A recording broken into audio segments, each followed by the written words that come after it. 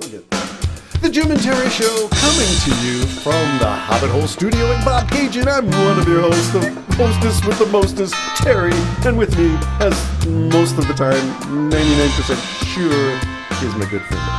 Testosterone-filled, balded Jim. Oh my God. I don't know where you're going with that one. I'm not even going to touch it. I'll count that as your first strike. Yeah. All right, I want you to imagine something, folks, okay? One of the most appalling things you can do is kill somebody who's innocent, or kill somebody, even in war, who is defenseless. It's against the law. It's against the ethics all over the whole entire world. And it's funny that when somebody else does it, whether it be Germany in the Second World War or Russia doing it now, when you end up killing somebody who's already been disarmed and is no threat in any way, shape, or form, it's murder. That's what it is. It's murder. Well, now picture a boat being blown out of the water with a missile that's bigger than the boat, blowing it out of the water. The boat's completely on fire. Somehow, miraculously, two people cling to a fiery agree that in such a case, you rescue those prisoners of war, and then you would, evaluate the situation after that. But the order came, and I believe it came right from the top. Kill them Trump, all. not just kill them all. Yeah. Okay, that quote I think was Pete Hegseth. Yeah. Well, at least from him. Yeah. Now they're pointing to the admiral, and I believe the admiral's going to defend it all, and I'll tell you why. Because unfortunately, you're either completely destroyed, or you go along with the demigod in the office, the White House. So what they're saying now is the order of the second missile strike was because they were trying to get the boat going again to continue on.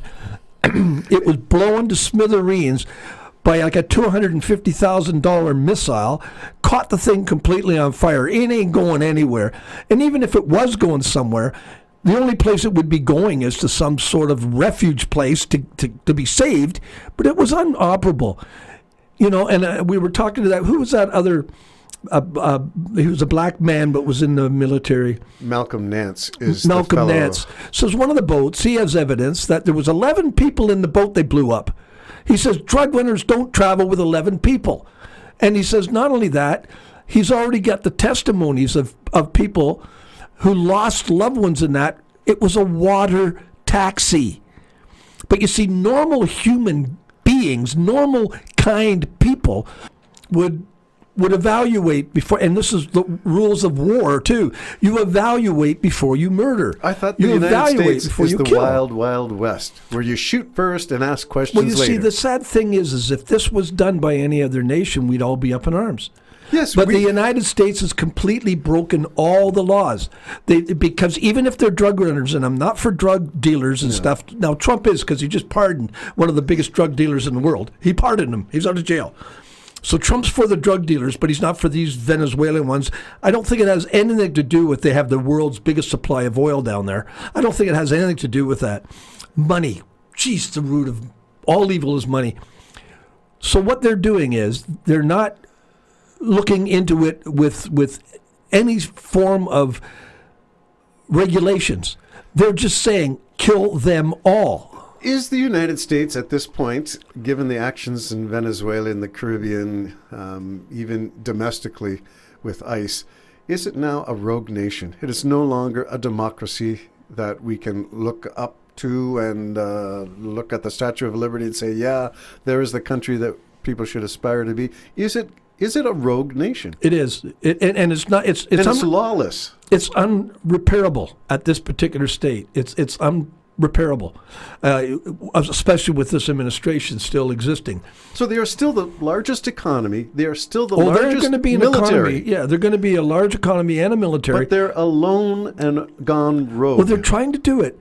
I mean, it looks to me, that's what they're saying. It looks to me like Trump's trying to isolate America from the rest of the world. Self-sufficient. Of course, I think any other nation who's ever done that has failed in that endeavor.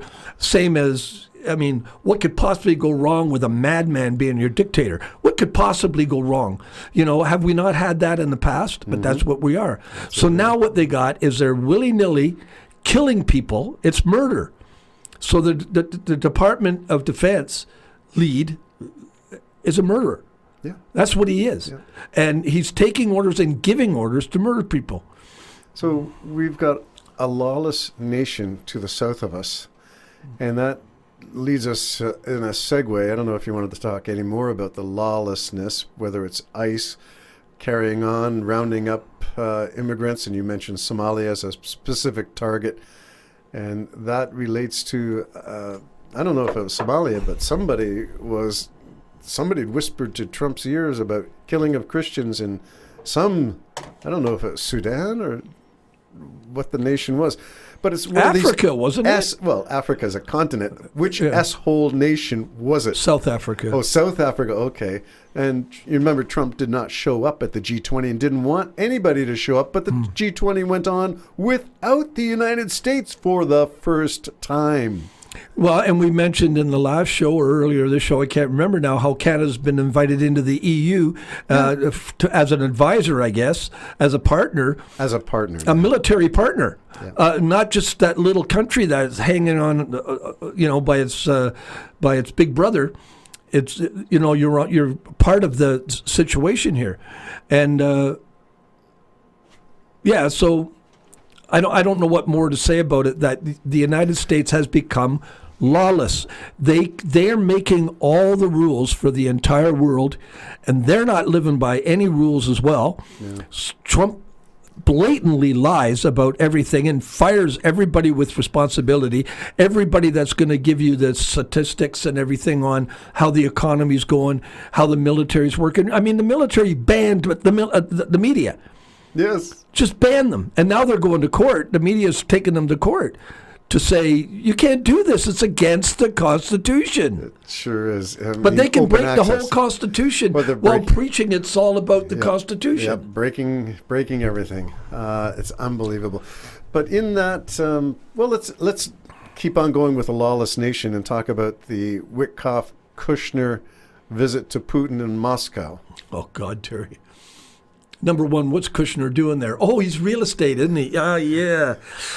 What are they going to get out of it? What's Witkoff going to get? He's real estate, too, from Florida. Oh, my goodness, look at that. So why not just take the 28 points that Russia wants, and then we can then cash in on the precious metals and different things like that, rare earths and things like that. I mean, it's so corrupt, so blatantly corrupt, right in your face corrupt. And we talked earlier at the kitchen table, and I said, I said, I got an idea. Why doesn't the UN or NATO just declare peace? Ceasefire everything. We're starting over. Tomorrow morning at 6:00. No air flight over Ukraine. No more missiles. No boats coming in. No trains coming in. Any of it. Isolate Russia completely. And protect Ukraine 100%. Yeah. We'll just shoot you down. It's up to you if you fly into the area. Yeah, well, if you talk about that in 2022 when it first happened, why couldn't? Zelensky's first thing was, we want a dome of protection. Yeah. We want the Patriot systems. We want whatever the Germans have got in terms of Patriot systems. But unfortunately, the Americans, want Russia to win it. They slow-walked everything. Yeah. And that's killing hundreds of thousands. Yeah, so they're to blame, and we talk about war crimes. You mentioned Nazi Germany, and we had the Nuremberg trials for war criminals. And we got Pete Hegseth giving illegal orders in Venezuela, in the Caribbean. We have illegal orders going on in the U.S. government, rounding up the widows, rounding up the poor, the immigrants, all the people that the Statue of Liberty says, welcome, we welcome you. You are our foundation. Out of you, we will build a nation. It's horrible. It's actually what you're seeing down in the United States is horrible. And I'd advise anybody to go. Why would you go there? Now, I can't stop any of my family if they're going to go, but I would advise not to. No. Because at any moment, you could be the victim. Well, they're talking about fingerprinting at the border now, too. F you. I mean, just kinds of stuff. We got a lot of places we can go. We'd rather go. I would immediately start an absolute pathway to Mexico. That will become our new Florida, our new California, just Mexico. And say to them, look, we're going to develop ways to bring you up here, to have people come for vacation up here. You develop ways for us to have. We'll build hotels down there. You build hotels up here. And we'll just swing this back and forth, man. We'll just bypass the United States. The EU now is going to be a primary destination to support our friends and partners, not the bullies on the block. Whoa. The Jim and Terry Show signing off for now. Lots more to come. Bye-bye.